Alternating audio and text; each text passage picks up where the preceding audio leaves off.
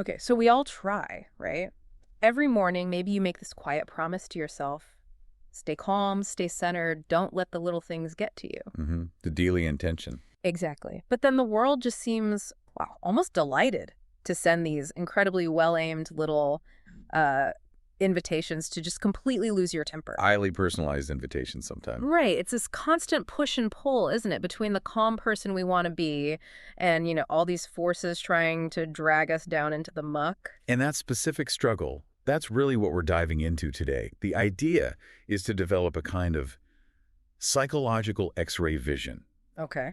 We're not just talking about being patient. We're talking about learning to see provocation for what it really is. Mm. Moving past the surface stuff, Okay. the unfairness, the illogical comment, Hmm. and trying to grasp the deeper psychological drivers. Yeah. Why do people actually start fights? What's the hidden message when someone tries to pull you into an argument? Because those invitations, they just keep coming. And if we take the bait, we miss what's actually happening underneath. We get caught up in defending ourselves, right? Worrying about looking stupid, needing to prove we're right. The immediate reaction. And we don't realize the person opposite us might be operating from a place of, well, maybe desperation, a totally different psychological space. All right, let's break this down. Let's talk about those daily invitations to war, as you put it. We all have them, those specific things that just push all buttons. Oh, absolutely, those flashpoints.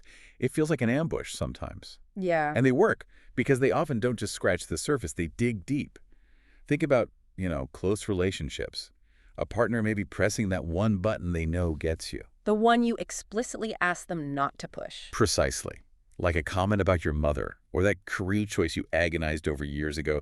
They know exactly where it hurts. And it's not just personal relationships, is it? You see it at work, too. Definitely. That colleague who just won't answer a simple, urgent question.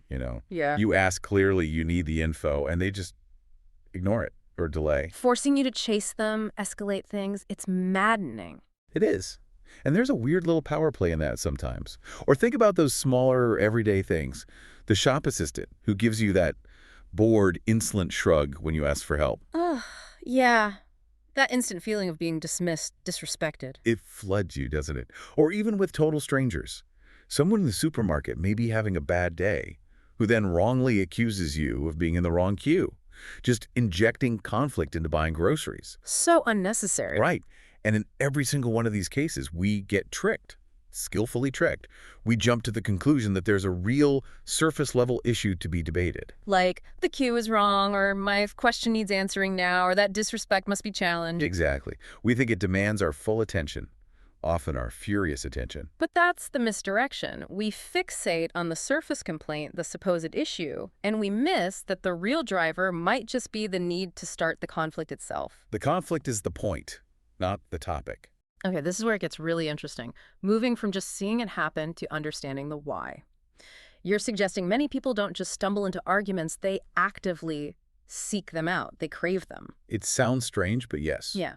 There's a psychological perspective that suggests some people find a weird, temporary kind of relief or enjoyment in conflict. It's a way to manage their own internal discomforts. So the fight isn't the problem, the fight is their short-term solution. In a way, yes. It helps them sort of regain equilibrium for a moment, however dysfunctionally. Now, understanding the aggressor's real goal is key here. Okay. They're usually not looking for you to agree with them or understand their point or even apologize. That's not the objective. What's often happening is they're feeling overwhelmed by their own intense internal stuff, anger, frustration, fear. Right, stuff they maybe can't handle. Exactly. And they desperately need an outlet. So the argument becomes a way to vent, to externalize that pressure. Like a psychological pressure valve release. Precisely. They need to quickly evacuate that fury, that tension. And they look around, and there you are, the listener. You become the target. So I'm being used as a receptacle for their emotional garbage. That's a stark image. It is stark, but it's vivid because it often feels like that. If they can successfully provoke you, get you shouting or upset, they've managed to spoil a bit of your peace. And somehow, that temporarily calms their internal storm. Just for a bit. Wow. Okay, so if it's not about winning in the argument, what's driving this need to dump all that negativity? Often it's about distraction. And underneath that, sometimes a really deep, maybe unconscious desire not to feel so alone in their misery. Distraction from what? From their own deeper, harder to fix problems. The intractable conflicts inside themselves, the quiet sorrows, the shame, the grief, those things feel unbearable. So picking a fight with you is easier. It's immediate. It's external. That actually makes it sound less malicious and more tragic. It often is. And there's that final layer, this almost heartbreaking dynamic.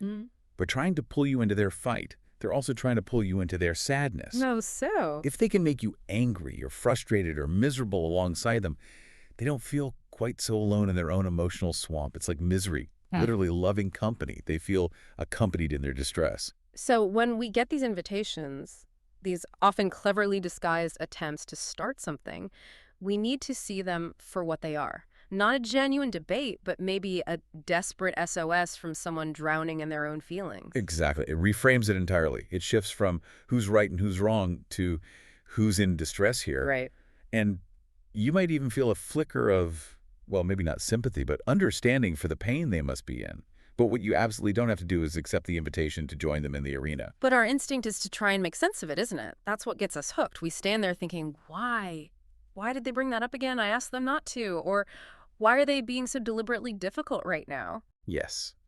That quest for a logical reason, that insistence on demanding a sensible answer for what is often irrational behavior, that's what fuels our own upset. Because we assume there is a good reason, if only we could find it. We assume rationality when we're dealing with an emotional emergency on their end. So the therapeutic insight here, the real shift, is realizing maybe there aren't any good reasons, not in the way we're looking for them. Precisely. We need to answer our own bafflement much more simply. The stark truth often is just this. The other person is fundamentally in a very bad way. Okay. And they've somehow concluded, maybe unconsciously, that they will feel significantly better once we start losing it. Once we raise our voice, get red in the face, start calling them names, then their temporary mission is accomplished. Our upset becomes their momentary relief. That requires moving from just reacting emotionally to thinking strategically. The second we spot the signs, the out-of-proportion anger, the targeting of old wounds, we need to see the game. See the game, and then refuse to play another round. Right. Just stop playing. And this applies everywhere. It doesn't matter if it's your spouse, a stranger in traffic, your teenager, a difficult colleague.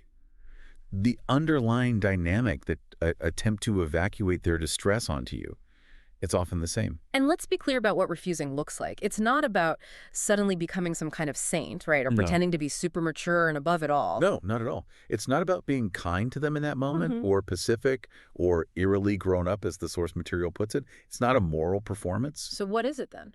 The refusal has to be firm. Yeah. And it's actually something much more fundamentally practical and maybe even a bit selfish. Selfish in a good way. If refusing isn't about being nice to them, then it must be about protecting us. It's self-preservation. Exactly. That's the core of it. We have to sidestep these emotional traps, these dragnets, because our own resources, our mental energy, our time, our focus are finite and incredibly valuable. There's just so much else that needs our attention. When someone tries to pull us into a pointless fight, they're essentially demanding we pause all our important internal work to deal with their unprocessed stuff. That's not a fair trade. It's an unacceptable trade-off. So what are we protecting when we refuse? Our sanity. Our sanity, yes, but also our capacity for self-reflection, the energy we need for our own internal housekeeping. When you refuse that fight, you save that energy. Energy you can then use to hold on to your own complex thoughts instead of letting them get drowned out by shouting. Energy to work on our own issues, maybe repair our own wounds. Exactly. We all have them. Choosing to focus on healing ourselves rather than hurting someone else, even verbally. Choosing to manage our own anxieties and turmoils quietly, internally, rather than spraying them outwards. And ultimately protecting our own path towards, well, feeling okay, towards happiness maybe. Absolutely. Finding your own route to contentment. Figuring out what actually works for you. That takes real effort and focus. Engaging in these pointless battles means handing over the controls of your emotional state to someone else. Letting them dictate your mood, your energy, your thoughts for the next hour or even day. Yeah. And that internal sovereignty, that ability to manage your own state, is just too precious to give away lightly. So we have to hold that line. We really can't let other people spoil chunks of our lives, steal our focus, our peace, just because they need a way to cope with their own internal chaos. The energy drain is real. Energy spent in a pointless argument is energy stolen directly from your own life, your own potential. Which brings us to a final thought, something for you, the listener, to really chew on. Yeah, think about this. The next time you feel that familiar pull, that invitation to jump into the fray, Mm. if you manage to resist it, if you successfully sidestep that argument and save all that energy, what genuinely more important thing could you do with that reclaimed time, that mental space, that peace of mind? Which part of your own life, maybe a wound you've been avoiding, could you finally start to tend to? Prioritizing your own peace over their drama. That might be the only argument actually worth winning.